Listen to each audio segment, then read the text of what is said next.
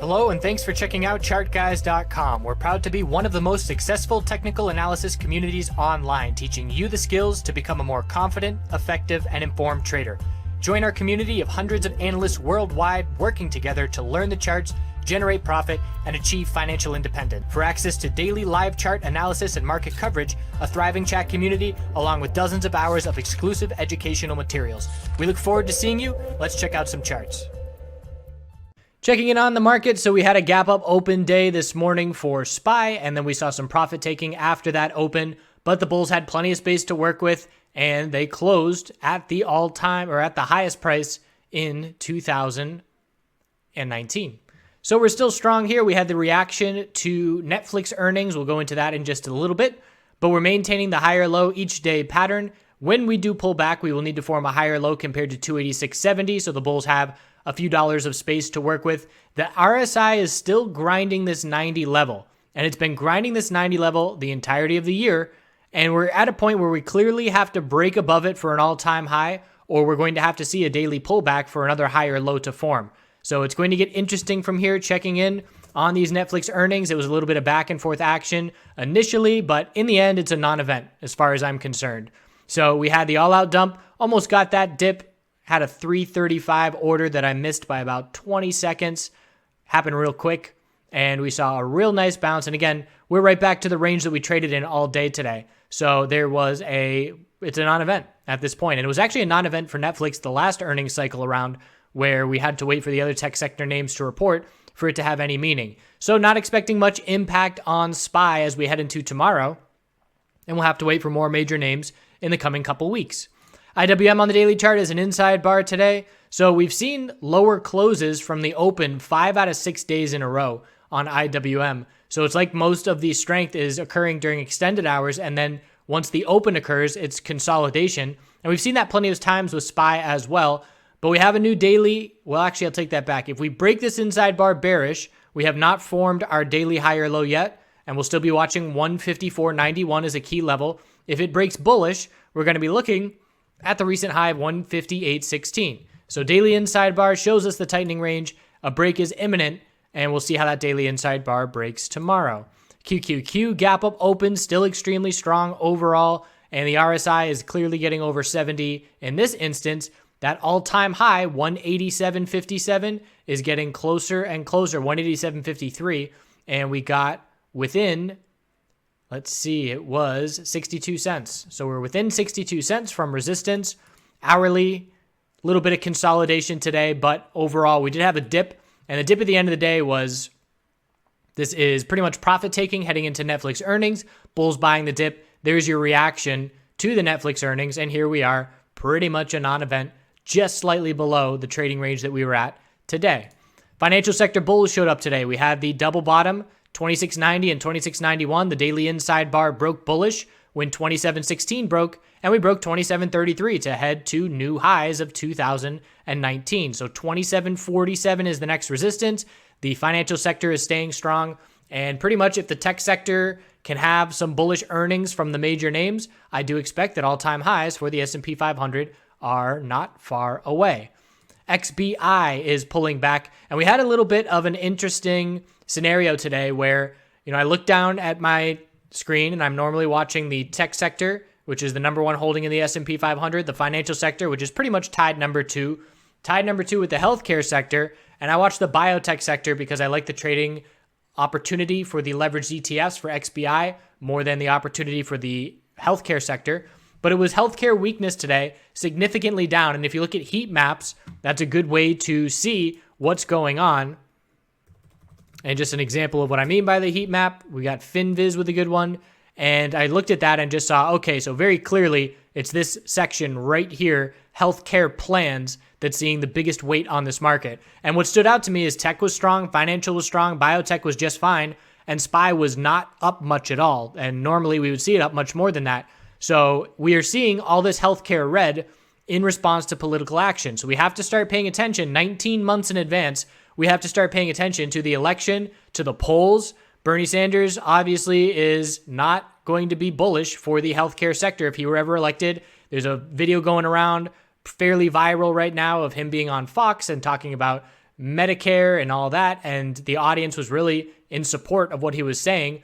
So that, in combination of perhaps some recent polls putting him to the top of the Democrat side, again, we just have to be watching the polls and we have to be watching the political environment. I mean, how many times did we see Hillary or Obama give tweets that would dump the healthcare or biotech sector, talking about drug prices and things like that? So it's just something that we have to be aware of because it is so susceptible to that political talk back and forth, and it does have weight on the S&P 500.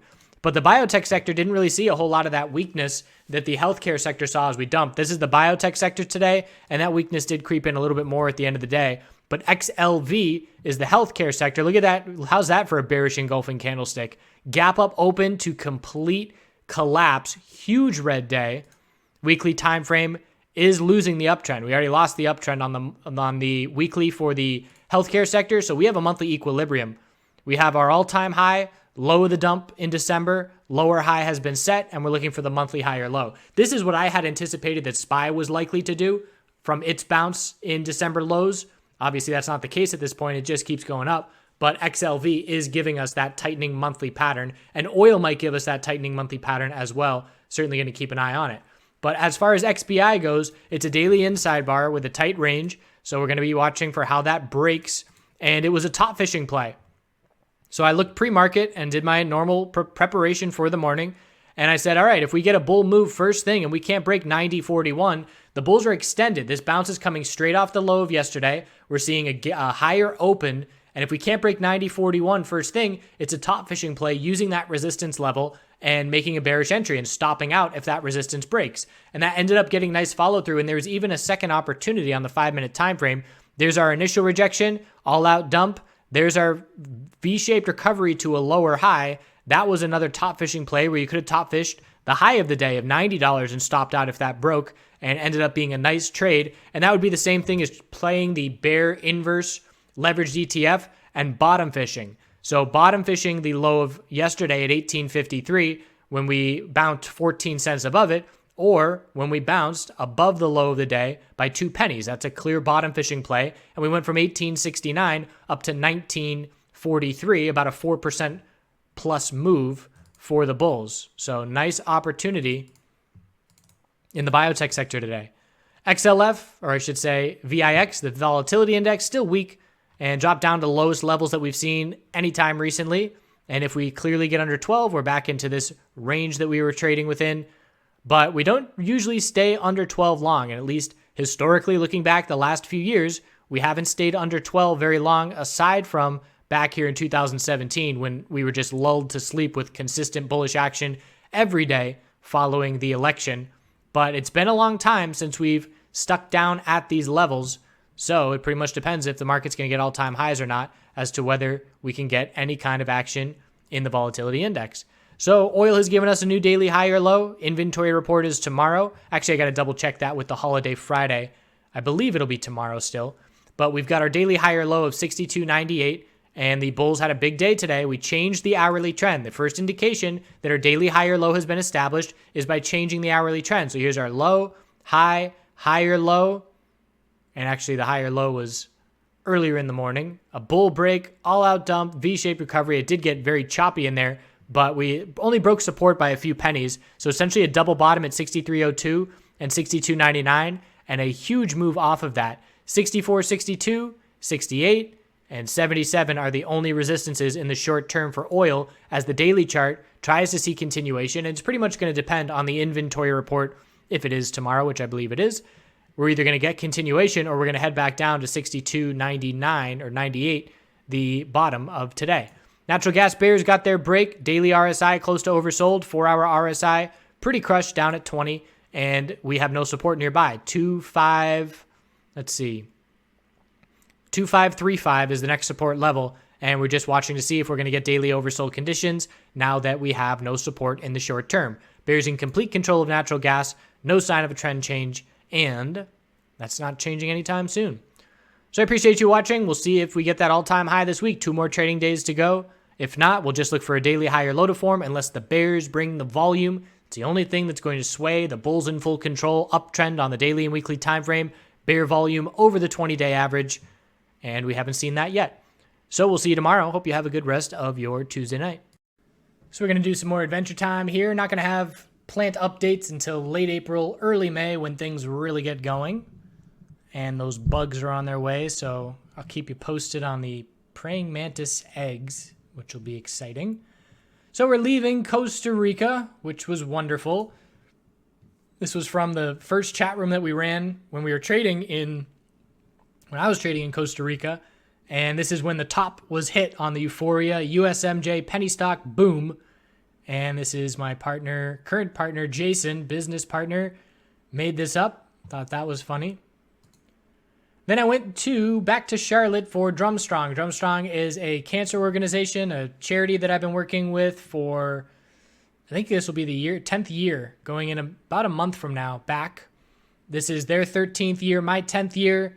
It's put on by my college roommate and his father, who are cancer survivors, and it is just a really good time raising awareness, raising funds for charity. And we have a big old drum circle, usually a couple hundred people big. We used to drum for like 36 hours straight, which got pretty absurd because we do an hour more every year.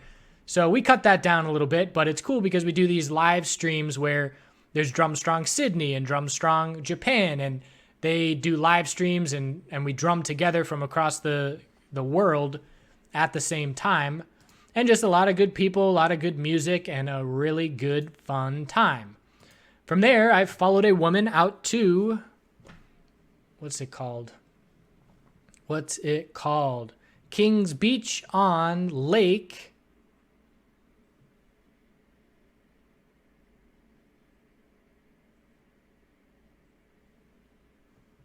Tahoe.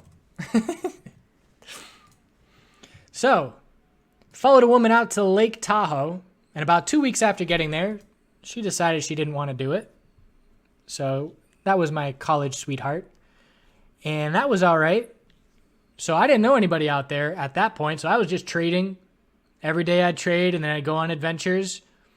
And then I realized I don't really know anybody out here, and the reason why I'm out here is not really there anymore, so I only stayed for a few months, but it was mind-blowing. It was way cooler than I thought it would be, just in terms of mind-blowing nature and great hikes everywhere.